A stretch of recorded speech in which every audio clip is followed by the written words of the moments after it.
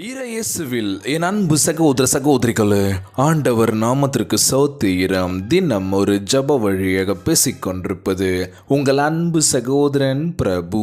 எப்படிங்க இருக்கீங்க? இன்றைய நாள் எப்படிங்க போச்சு? உங்களுக்கு மகிழ்ச்சியாக இருந்தீங்களா? எப்போவுமே சந்தோஷமாக இருங்க.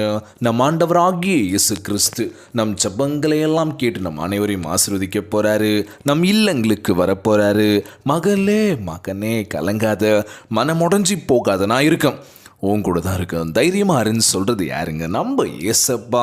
ஆம் என் அன்பு சகோதர சகோதரிகளே, நம் ஆண்டவராகிய இயேசு கிறிஸ்து உங்கள் நடுவில் வாசம் பண்ணுகின்றார்.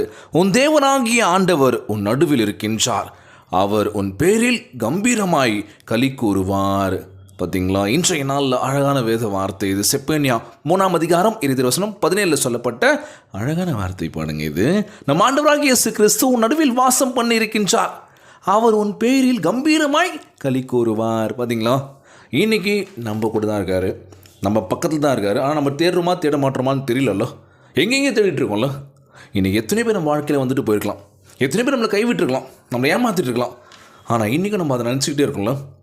முன்பு உங்களுக்கு நேரிட்ட போராட்டங்களை திரும்பி பார்த்து அவை மீண்டும் வந்தால் என்ன செய்வது? நம்ம யோசிக்கிற விஷயம் இதுதான். நான் வாழ்க்கையில் ஏமாந்துட்டேன், மீண்டும் என் வாழ்க்கையில் நான் திரும்பி ஏமாந்துட்டேன்னா ஏமாறுவேனா ஏமாற மாட்டேனா? ஏன்னா ஒரு வாட்டி வாழ்க்கையில் பட்டோம் அப்படின்னாலே நம்ம திருந்திடுவோம், ஆமாவா இல்லையா? ஏன்னா ஒரு சில விஷயம் நமக்கு எக்ஸ்பீரியன்ஸ் வாழ்க்கையில். இனி நம்ம இந்த விஷயம் தொலைச்சிட்டோம், இந்த விஷயம் நம்ம விட்டு போயிடுச்சு, ஓகே நெக்ஸ்ட் டைம் கரெக்டாக இருக்கும், ஆமாவா இல்லையா? அடுத்த தடவை இது நடக்கவே கூடாதுப்பா, கரெக்டாக நம்மளுடைய நோக்கங்கள் இருக்கும், ஆமாவா இல்லை? இன்றைக்கு நாள் நம்ம ஆண்டவராகிய இயேசு கிறிஸ்து, நீ கவலைப்படாத, நான் பார்த்துக்கிறேன் உன்னை. ஒரு வாட்டி தான் இது மாதிரி ஆகும், ஒரு வாட்டி தான் நம்ம தடுக்கி விழுவோம், மீண்டும் மீண்டும் நம்ம தடுக்கி விழுவோமா?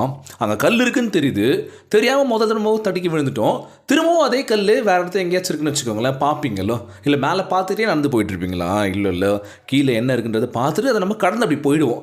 இல்லை பிரதர், நான் பார்க்கவே இல்லை, கவனிக்கலன்னு சொல்லி 3வது 4வது 5வது இப்படி விழுந்துக்கிட்டே இருந்தோம் அப்படின்னா என்ன ஆகும்? அடி நமக்கு தான் பலமாக விழும் அப்படின்னு சொல்லுவாங்க. இன்றைக்கெல்லாம் நம்ம ஆண்டவராகிய இயேசு கிறிஸ்து வாழ்க்கையில் நீங்கள் பட்ட அனுபவங்கள், வலிகள், வேதனைகள் அது ஒரு வாட்டி மட்டும்தான். ஏன்னா அதை நீங்கள் பட்டு திருந்தி வெளியே வந்திருப்பீங்க. எத்தனை பேர் திருந்தி வாழ்வதற்கான ஒரு சான்ஸ் கேட்பாங்களோ? இன்றைக்கி பார்த்தீங்கன்னா தான் எத்தனை பேர் குற்றவாளிகள் இன்றைக்கி சிறை உள்ளே இருக்காங்க. அவங்களாம் யார்? சாதாரண மனுஷங்க. சந்தர்ப்ப சூழ்நிலை என்ன பண்ணுறதுன்னு தெரியலையே, நான் அவசரப்பட்டு இந்த முடிவை எடுத்துட்டேன், கொலை பண்ணிட்டேன் அப்படின்னு சொல்லி அந்த பட்டமும் அந்த ஒரு விஷயமும் நான் வாழ்க்கையில் குத்திக்கிட்டே இருக்கோம்ல. ஐயோ எங்கள் அப்பா ஜெயிலில் இருக்காரு, அந்த பிள்ளைக்கு எப்படி இருக்கும், அந்த மனைவிக்கு எப்படி இருக்கும், அவங்க அம்மாவுக்கு எப்படி இருக்கும், நல்ல பையன் தாங்க அவன், ஆனால் ஏன் இப்படி பண்ணான்னு தெரியலங்கன்னு சொல்லி அந்த ஒரு விஷயம் நம்மளுக்கு தெரியும். ஆனால் சுற்றி உள்ள ஊர் உலக மக்கள் என்ன சொல்லுவாங்க? குற்றவாளிப்பா, அவன் கொலைகாரம்பா, அந்த ஒரு பேச்சு சொல்லுவான். நம்ம என்னதான் திருந்தி வாழ்னாலும் அந்த பழசை தான் நினச்சிட்டு இருப்பாங்களாம். அதுலேருந்து வெளியே வரணும் அப்படின்னு சொல்லி இன்றைய நாளில் நம்ம திருந்தி வாழ்வதற்கு ஒரு வாய்ப்பு நம்ம ஆண்டவராகிய இயேசு கிறிஸ்து கொடுத்து கொண்டே இருக்கின்றார். நீ பாவம் பண்ணிக்கிட்டே இரு, நான் திருந்தி வாழ்கிறதுக்கு நான் சான்ஸ் கொடுத்துக்கிட்டே இருக்கேன். எப்பயாச்சும் நீ கீழே விழுந்து அடிப்பட்டு மேலே வரும்போது தெரியும்ல, ஐயோ நான் எவ்வளோ தவறுகள் பண்ணிட்டேன், மீண்டும் மீண்டும் பண்ணிக்கிட்டே இருக்கேன், எனக்கான ஆசீர்வாதங்கள் இல்லையா ஆண்டவர், நான் திருந்தி வாழ முடியாதா? நிலையான ஆசீர்வாதத்தினால் உங்களை ஆசீர்வதிக்க நம் ஆண்டவராகிய இயேசு கிறிஸ்து தயாராயிருக்கின்றார். Price Lord. சோர்ந்து போகாதீங்க, என் ஜீவனுள்ள நாளெல்லாம் நன்மையும் கிருபையும் என்னை தொடரும் அப்படின்னு சொன்னால் இன்றைய நாளில் கொடுக்கப்பட்ட அழகான வார்த்தை பாடு. திருப்பாடல் 23:6 என் ஜீவனுள்ள நாளெல்லாம் நன்மையும் கிருபையும் என்னை தொடரும். பார்த்தீங்களா? கவலைப்படாதீங்க, முன்னாடி நடந்த விஷயத்தை பற்றி யோசிக்காதீங்க. ஐயோ என்ன ஆகும் ஏதாகும்னு சொல்லி நடப்பதெல்லாம் நன்மைக்குன்னு சொல்லி கடந்து போனோம் அப்படின்னா வாழ்க்கை சிறப்பாக இருக்குங்க. நம்ம ஆண்டவராகிய இயேசு கிறிஸ்து நம் நடுவில் வாசம் பண்ணுகின்றார். மகளே மகனே கலங்காத, யார் என்ன சொன்னாலும் பரவாயில்ல, நீ திருந்தி வாழ்வதற்கான ஒரு சான்ஸ் இந்த உலகத்தில் இருக்குது. எத்தனையோ வாய்ப்புகள் கொடுத்துட்ருக்காங்கல்ல, பார்த்துக்கலாம். நமக்கான வாய்ப்பு இன்னும் இருக்குது. எத்தனையோ தோல்வியை பார்த்தாச்சு, மீண்டும் மீண்டும் தோத்தாலும் பரவாயில்ல, ஒரு நாள் இல்லை வாழ்க்கை ஜெயிப்பண்டா, மேலே வருவண்டா. என் சொந்தக்கார மத்தியிலோ, என் நண்பர்கள் மத்தியிலோ, இந்த உலகத்தில் என்னெல்லாம் யாரெல்லாம் ஒதுக்குனாங்களோ அவங்க மத்தியில் நம்ம ஆண்டவராகிய இயேசு கிறிஸ்து உங்களை தலை உயர்த்தி நிமிர்த்த போகிறாருங்க. இன்றைக்கி எதுவுமே நம்மக்கிட்ட இல்லை, எல்லாமே போயிடுச்சு. இருக்கும்போது வந்த உறவுகள் இப்போ இல்லாத போது காணோம். திரும்பியும் நம்ம ஆண்டவராகிய இயேசு கிறிஸ்து உங்களை ரெட்டிப்பாய் கொடுக்கும்போது போன உறவுகள்லாம் மீண்டும் வந்துடும்ல. ஆமாவா இல்லையா? பிரேசோட். இன்றைய நாள் நம்ம ஆண்டவராக இயேசு கிறிஸ்து இரட்டிப்பான ஆசீர்வாதத்தை கொடுக்க தயாராக இருக்கின்றார்.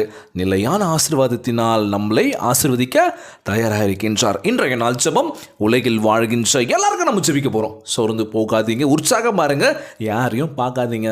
நம்ம கீழே விழுந்தாலும் மீண்டும் எழுந்து முயற்சி பண்ணலாம், ஓடிக்கிட்டே இருக்கலாம். இன்றைய நாள் ஜெபம், ஜெபத்திற்குள்ளாக பயணிப்போமா? எங்களை மிகவும் அதிகமாக நேசிக்கின்ற அன்புள்ள ஆண்டவர் ஆகிய இயேசுவே, இன்றைய நாள் வாக்குறுதி வசனத்திற்காக நன்றி ராஜா. ஆண்டவரே, உம்முடைய வசனத்தின் மூலம் எங்களோடு பேசியதற்காக உமக்கு நன்றி செலுத்தினப்பா.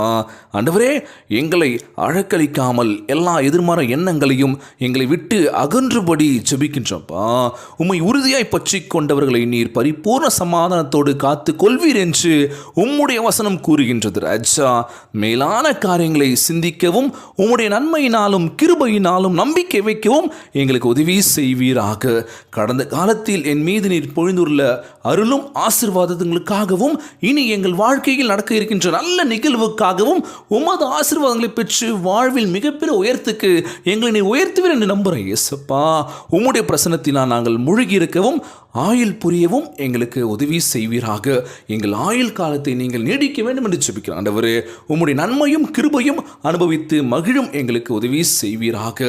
எந்தவித நோயினோடு இல்லாமல் ஆரோக்கியமான உடல்நலத்தை தர வேண்டும் என்று கேட்குறேன் இயேசப்பா. எல்லோரையும் பார்த்துக்கோங்கப்பா. எந்த சூழ்நிலையாக இருக்கட்டும், அதெல்லாம் நாங்கள் கடந்து வாழ்க்கையில் மேலே வர வேண்டும் என்று எங்களுக்கு உற்சாகத்தை கொடுக்க வேண்டும் என்று கேட்குறேன் இயேசப்பா. உம்முடனே எங்களுடைய ஆசீர்வாதங்கள் எப்பொழுதும் இருக்க வேண்டும் என்று கேட்குறேன் ஆண்டவரே. எங்களை பார்த்துக்கோங்கப்பா. அந்த ஜெபத்தை கேட்டுக்கொண்டிருக்கின்ற என் அன்பு சகோதர சகோதரி, என் அன்பான உறவுகள் எல்லோரையும் பார்த்துக்கோங்கப்பா. யாருக்கு இந்த கஷ்டங்கள் துன்பங்களை கொடுத்துறாதீங்க ராஜா.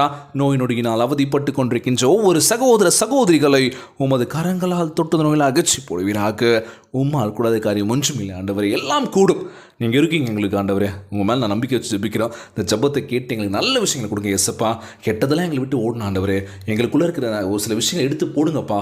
நல்ல சிந்தனையும் நல்ல உடல் வலிமையை தர வேண்டும் என்று இன்றைய நாள் ஜெபம் இயேசுவின் விலையேற பெற்ற நாமத்தினால் ஜெபிக்கின்றேன் நல்ல பிதாவே, ஆமேன், ஆமேன். இயேசுவுக்கே புகழ், இயேசுவுக்கு நன்றி. மரியே வாழ்க. God bless you all.